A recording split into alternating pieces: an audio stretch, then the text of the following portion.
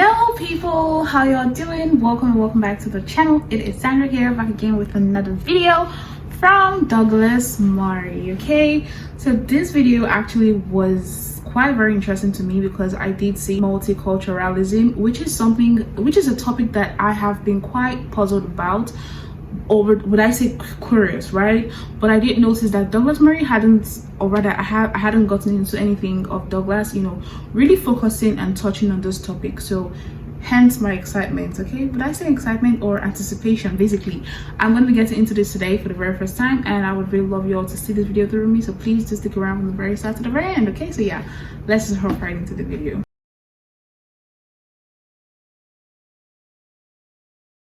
Is it right that MPs tonight chose to deny prisoners the vote? I don't agree. The man who brought this case to Strasbourg, John Hurst, was sent to prison for bludgeoning an old lady to death. The European Court of Human Rights decided his human rights have been violated by not having the right to vote. I think he violated every imaginable right of the woman who he bludgeoned to death and still isn't sorry for. I think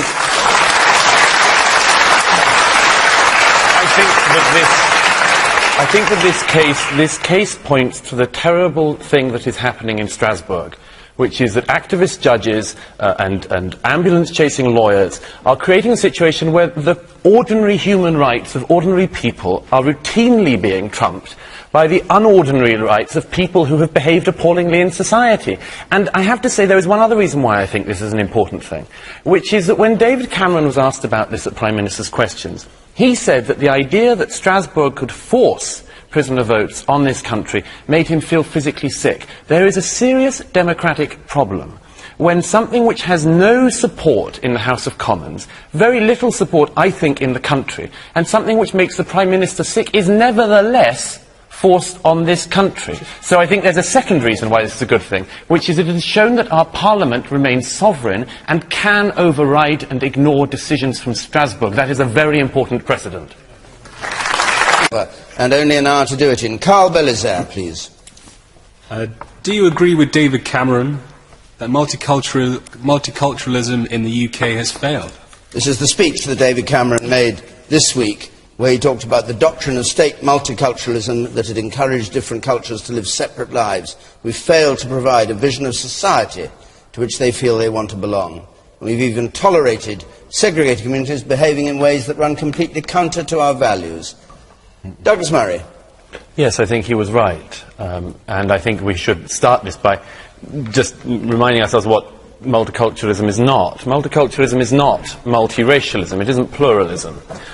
For years, the multicultural policy has been able to glide along, in part because of that misunderstanding. Because of the misunderstanding that when you talk about multiculturalism as a policy, what you're talking about is solely immigration, or multiracialism, or so on. It's allowed itself an incredible easy ride, not least by the fact that this confusion has meant that any critic of multiculturalism has been immediately decried for years now as a racist What of some do you understand kind. by multiculturalism? Multiculturalism in the way as a that David policy, Cameron described it. as a policy, multiculturalism is the following. It is the idea that there is effectively no such thing as British society or British culture. There are simply different communities which you're born into. If, for instance, you're born into a community from an Asian background, you will be treated by government throughout your life as a member of the Asian community. If you're born into some other racial or religious grouping, you'll be regarded in that way. And that anything in that group could be different from what the norm in society goes on. Let me give one quick example I gave in an article yesterday in the Wall Street Journal. It's been quite commonly known in recent years, for instance, that girls of Pakistani origin have, at the age of 16, been taken out of British schools and married to older men. Now, if a white girl of 16 over recent decades had been married against her will to some randy old pervert who wanted to have his way with her, the state would have stepped in. It would have rightly said that that was an outrage. But, lo and behold, 16-year-old girls of Asian origin disappearing from their schools, nobody wanted to mention it because it could be thought to be racist. The idea was that there are different values for different people in society, and there is nothing more divisive than that, and I'm glad that David Cameron has called time on it.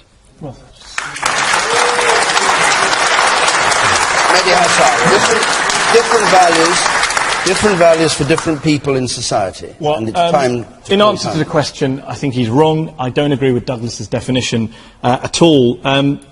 I believe I'm a product of multiculturalism, not just multiracialism. My father came to this country in 1966. He used to write lots of letters to newspapers with his views on the stories of the day, and he used to get dog litter through his letterbox in response. That 45 years later, in my view, 45 years later, his son can sit here on Question Time with David Dimbleby and a Conservative minister and say that I'm a proud Briton, and a proud Asian, and a proud Muslim, I think is a testimony to the success of multiculturalism in this country, which is definitely not far too easy. And just on Douglas's point about anyone who goes against multiculturalism is regarded as a racist. A, that's not true, but B, let's look at the reaction to David Cameron's speech. Nick Griffin said it was a provocative speech. When Nick Griffin says your speech is provocative, you know you're in trouble. The daughter of the leader of the French National Front, Jean-Marie Le Pen, said she wanted to congratulate David Cameron on his speech. And the leader of the EDL in Luton said, he's saying what we're saying, he knows what his base is saying. So when I hear reactions like that, I do worry about such speech. Well, what do you think he was getting at? What was he trying to say? Do you think he was speaking in a way that he intended to appeal? I think he did, and it's sad because, look, I'm quite critical of David Cameron, but in 2007 he wrote an article in The Observer in which he said we can't bully people into Britishness, we have to inspire them, integration is a two-way street, it's not just about immigrant communities, it's about all of us. And that David Cameron disappeared. 4 years later he turns up in Munich, of all places, to tell us that we need this muscular liberalism and to talk like Douglas about forced marriages. Sorry, how many people have forced marriages in this country? And show me which cultural group defends forced marriages and which government defends forced marriages. I've yet to come across a single one.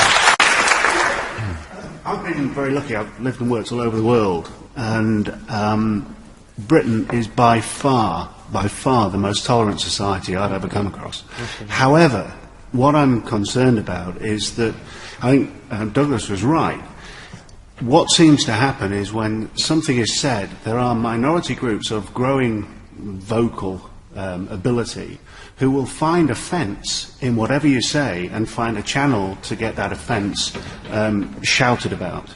And that, I think, is part of the problem we've got now. But the bottom line is we are an incredibly tolerant society, and we should be very, very proud of that. Jackie Smith.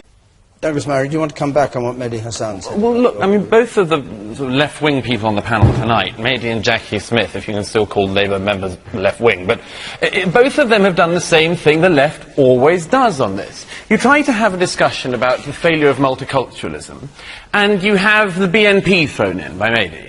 We're told, well, the BNP member congratulated him, at least concede, Mehdi, all sorts of crazy and horrible and disgusting people can jump on a bandwagon without meaning that it's the wrong thing to have said. Maybe they're just opportunists. I suspect they are. And Jackie then throws in the example of the EDL. And thinks, do you really think, Jackie, that was what David Cameron was aiming to do? I mean, a couple of, 100 people marching in Luton does not mean the Prime Minister of Britain should not be making a speech about a very serious matter.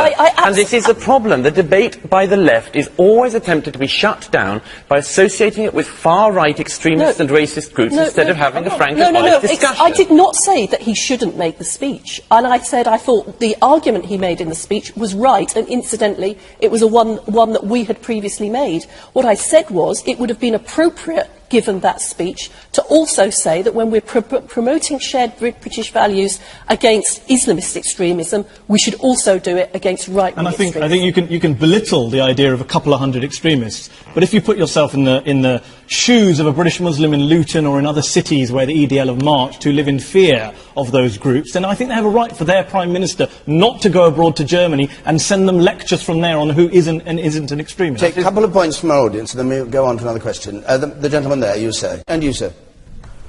I agree with the gentleman who just said that Britain is a very tolerant society.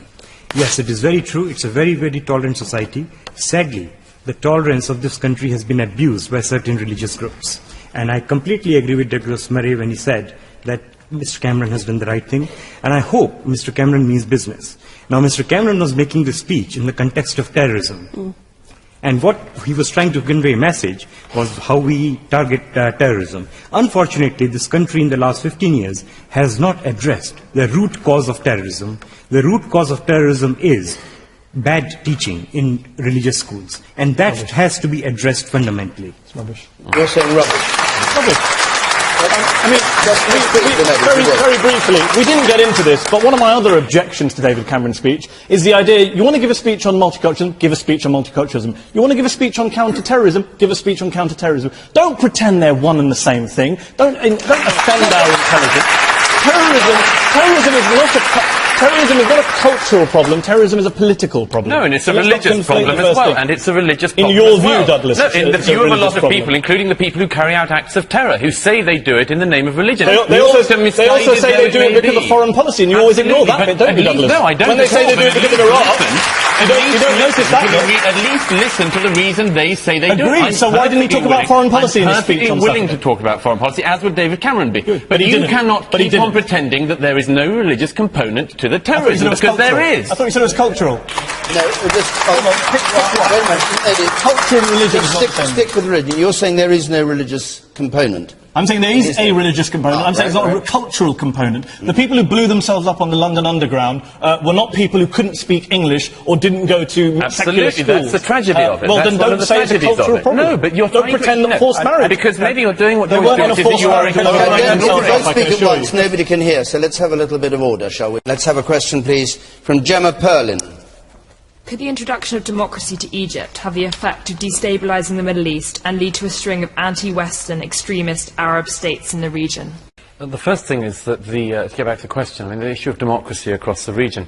Some of us have been arguing for many years that Arab states, Muslim majority countries, have the same desire for democracy as the rest of the world. You used to hear people say about the Eastern Bloc, the Eastern Europeans can't cope with democracy. Lo and behold, they could. You used to hear it said about South America, the same thing. South Americans somehow can't cope with democracy. Lo and behold, they could. And the same thing is becoming clear across the Arab and Muslim world. The Lebanese Druze leader, Walid Jumblat, said that the sight in 2005 of Iraqis going to the polls for the first time would have in time a seismic effect in the region, because people would not see their neighbours going to vote and not want that themselves. Now, this is coming sometime after most of us expected it, but there are obviously problems, and it's naive to walk into this and ignore some of the problems within Egypt. But do you see Mubarak, as Mehdi Hassan said, as our person, the West's person in Egypt? No, or do you think we should have... I think it's equally patronising to the people of Egypt to assume they have had no role in their own country.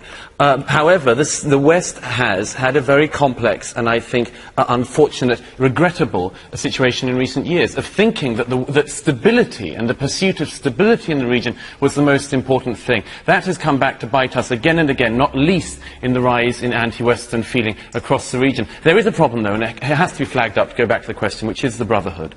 The Brotherhood, if it didn't have Muslim in the name, would be being described at the moment as a fascist political party. It has its roots in fascism. It is an extremist organisation. Its offshoot, the Hamas in the Gaza, when it got into power, immediately killed its opposition, and it hasn't had another election. It was just another one announced, July the 9th this year. There was meant to be another election in the Palestinian areas. The Hamas have said no. They are a one-vote, once political party, and we can't be so naive to think we can't... No. They cannot be so naive as to think that the Brotherhood, if they came to power in Egypt, would be anything other than a disaster for the region. Well, the state we have the right to intervene to prevent it. No. Let me clarify this. So the following. It is very unwise for leaders like William Hague, David Cameron and Barack Obama to be saying who they would like to run Egypt. It's a choice for the Egyptian people, and they should remain silent. But that does not mean that behind the scenes and elsewhere you cannot say that the government, whatever it is that comes in Egypt, has to abide by, among other things, international norms, peace treaties, including the Treaty of Peace that has kept peace between Egypt and Israel for 3 decades now. And this is a very, very important thing, because if the Brotherhood comes in and says, as their leaders have said in recent days, that they will immediately block the Suez Canal and start a war with Israel, then we are collectively going to be, and the Middle East is going to be, in serious trouble. How can you order a new government to abide by a treaty made by Mubarak? Well, in the following way, between Egypt and Israel. When you say you don't want intervention, in the following way, by saying that by using soft power, by encouraging the country to go in a certain way, by making it clear that for Egypt to become a normalised country, it has to have a normal government. None up there in the check shirt, the blue check shirt. It's somebody with a striped shirt. Doesn't matter. Yeah, I think the big difference between Eastern Europe and the Middle East is Islam. and some would say that Islam is not compatible with democracy. Okay. Tell that to the Indonesians. Yeah, Indonesia is the largest Muslim country in the world and is a democracy. So. The woman up there on the left there. Yes. I find what Douglas Murray is saying objectionable. He's saying in public, oh, the leaders, we mustn't say who should be in power in Egypt, but actually you're advocating behind-the-scenes action and covert action to influence it. And you also seem to me to be saying that the will of the Egyptian people, should they democratically elect the Muslim Brotherhood, who I notice you refer to as the Brotherhood, because it makes them sound more mysterious and dangerous, that actually we should start interfering then and telling Egyptians how they should vote and how their government should behave. I hope I made it clear that I think that it would be regrettable for the Egyptian people, for the region and the international community if an extremist organisation like the Brotherhood took control of Egypt, did what it... Okay, so we did get into that, okay? So I wanted to mention this earlier, but I didn't want to cut the video short. The very first statement where there was an argument about a prisoner not being let to vote, and you know, they felt like his rights were being violated. First of all, if someone is in prison, the person's rights has already been tampered with. That person is being restricted and confined, and that is a right to every individual. So if you do something, or rather if you're experiencing restriction to movement, restriction to freedom, you should know that you've done something to violate the rules, to violate the laws. So why is it selective? I know, yes, that there are innocent people, you know, who are in confinement. But from Douglas's statement, this person actually committed a very horrendous crime, and you are here trying to fight for his rights to vote. Really, is this like a political issue, to be honest? But yeah, I just really wanted to touch on that, because really, like, I feel like if people want to fight for such cause, they really should just direct their energy to something more lucrative, or direct that energy on someone who actually was put there innocently. Okay, that aside, now in terms of multiculturalism, okay, so I'm coming from a very shallow, biased stance, right? Before anyone comes for me, is it really bad? Do you know, the whole multiculturalism, the whole diversity? Because I believe, though the Muslim man said, oh, it's individual, like, oh, it's a one thing. I actually feel like multiculturalism and diversity are actually the same thing. I mean, obviously there could be some differences here and there, but like in the sense of understanding and the sense of like interpreting the meaning, I feel like they have a lot of similarities, okay? And I feel like personally, already, as I said, the stance where I'm coming from, I do like multiculturalism and diversity, and I kind of like struggle to see how it's so bad. I mean, obviously too much of every and anything is bad. So in a sense where diversity is trying to like take over a country's culture, it's not good. It's not going to be acceptable. And in the case of multiculturalism, where, you know, the different cultures, the different beliefs, the different ways of life, and then people fail to observe, or people fail to realize that there is a certain culture that's been observed in this country. Because I believe that all across the world we have different cultures that are being observed, and these cultures have been generational, and they all started from somewhere, from the forefathers, or you know, all those olden days things, right?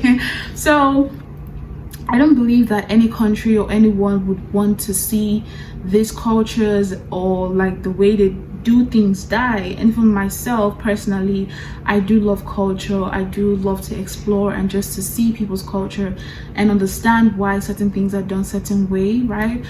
I think hence the reason why I would say, okay, I am like struggling to see how multiculturalism is bad. And I must really give it to the European and American countries, because I feel like maybe I haven't done like an extensive research, but based on what I've seen so far, Europe and America, they really are liberal. They really are accepting. They really are very, very accepting, to be honest. Like these are like these two continents are actually the most accepting continents I've actually, you know, come across. Like when I search on things, like there's an instance I used to have, right?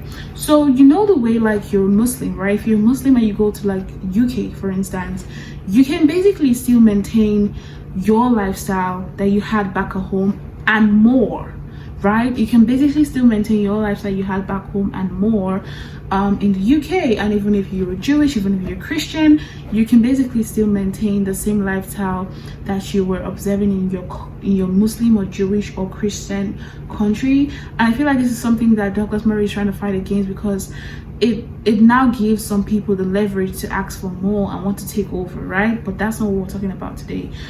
That's not what I'm talking about right now. So yeah, you can maintain that lifestyle to an extent, but I really wonder if, say, a Jewish or a Christian goes to a Muslim country, if they can really still maintain the type of lifestyle that they had when you know, when they leave in their country. Okay, so I did hear in Saudi Arabia, if you are not legally married, you cannot, you know, cohabit with your partner. Okay, I mean, let's say for instance you're from the Europe, right, and you want to relocate with your partner who you're not legally married to. It's an offense. Okay, so in that case there has been a twitch, and you wouldn't see like this Europeans going to like the Saudi Arabian government and be like, oh, this isn't working out for me back home. I did share an apartment with my girlfriend or my boyfriend, I want to do that. Like, you wouldn't see that, right? So therefore, like when Douglas Murray is talking about like certain demands that are being made by people who are not like organically from this place, and people who do not want to respect the way of the country but want to benefit from what the way of the country gives out, if you guys get what I mean, understand where that comes from. But I'm just really curious, like, what these people are asking for, can they really give it back? Because I want to know, to be honest. But this was quite an extensive conversation. Everyone was very, very confident in all they had to say, most especially the Islamic, Asian, European. Yeah, that man, you know, he was very vocal, he was very confident. I mean, I did admire the confidence everyone just had all through the room. Those Douglas Murray, you guys, I feel like even outside this conversation, I see Douglas as someone who is going to be excessively savage. I don't think in a bad way, like for me, because I think I kind of like savagery, because I don't know, most especially when it's not coming like from a vindictive place, because the way Douglas's mood and attitude was, he was just like I'm over this, but I just have to still say it. You guys get what I mean? But nonetheless, we did get into this. Obviously, I want you all to pour out your hearts and your thoughts, everything. Just pour it out into the comment section. I'm obviously gonna be there. I read y'all's comments, people. I do read y'all's comments, and I want to know what y'all think about this video, what y'all think about multiculturalism, what you think about diversity, what you think about Islam, what you think about Douglas Murray. Just, you know, put all of that good stuff down in the comment box. I'm really gonna appreciate it. But we have come to the very end of today's video. Thank you all so much for joining me. I really hope you guys learned a thing or two from this video, and upon to the very next one, hopefully we all do convey here, and let's keep on staying safe and healthy. So